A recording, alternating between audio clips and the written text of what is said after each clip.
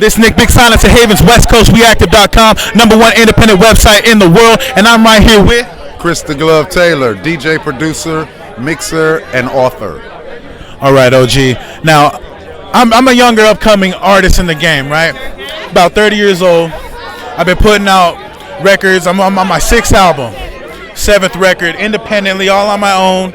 I've been out here. I come from an Indian reservation in Southwest San Diego, so to look up to someone like you, to be an independent legend that have touched so many greats in the game, is a complete honor. You know what I mean? And to be as humble as you are shows a lot to how people are acting out here in the West Coast. Even people coming from out of town trying to claim the West Coast where they ain't even from out here. You are the veteran of this, even to the part, like I was telling him, Egyptian Lover, big names in the game you started with.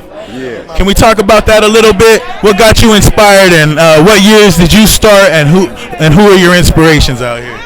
Wow, in the beginning, that was, I started DJing technically in 1979. I had to figure out what was a DJ. I came with the epiphany to do it, but it wasn't like today where you have a video you can go look up or you can get a controller. I had to learn the equipment, learn what it was, a turntable, record player, component set. Fast forward to a year, 1984, I'm a DJ now. I'm doing hip hop scratching. I've only been doing that for about a year at a club called Radio.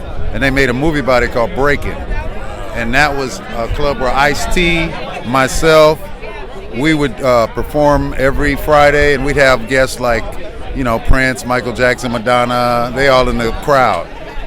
Michael Jackson's learning how to moonwalk at Radio. Before his special where you saw him do the moonwalk the first time, he was over there with us. So, that was the DJ thing.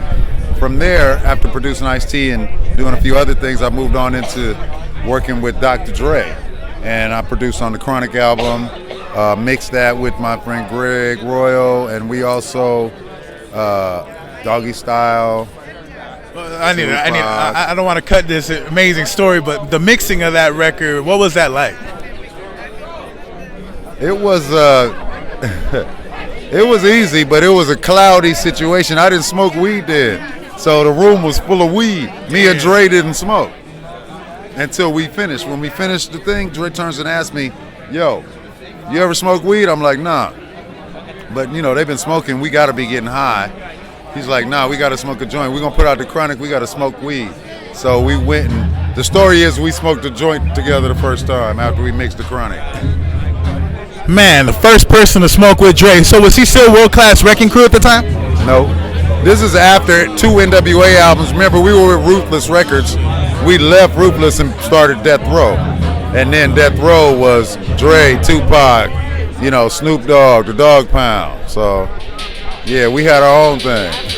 I got a personal question. What's one of your favorite records that you've done outside of your own studio and personal music?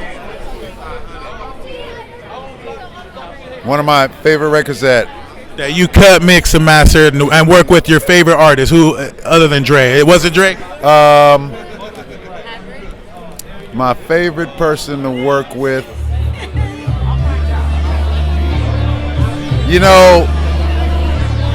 I can't really separate them. They like all dope. Like Nas, Exhibit, Dre, Tupac, some unknown artists. Like, are unforgettable, like for you with one of those artists? Doggy Dog World with Snoop Dogg. It was his first #1 record. Man, shout out to the OG Snoop Dogg, man. Death Row Records, man. Those were the days right there. Anything that can I get a positive and a negative about it? I'm positive that there was nothing negative about it. That's right. We got a legend right here from the West Coast. It's Chris the Glove, legendary DJ, producer, author. So you say, are you working on a book right now? I write screenplays and TV shows and books, yes. Wow. How long have you been doing that for? I started writing television. I'm a composer for film and TV too. When I started with the Parkers, I did all the music for the Parkers. I worked on Girlfriends, Moesha, All of Us, 101, all those shows.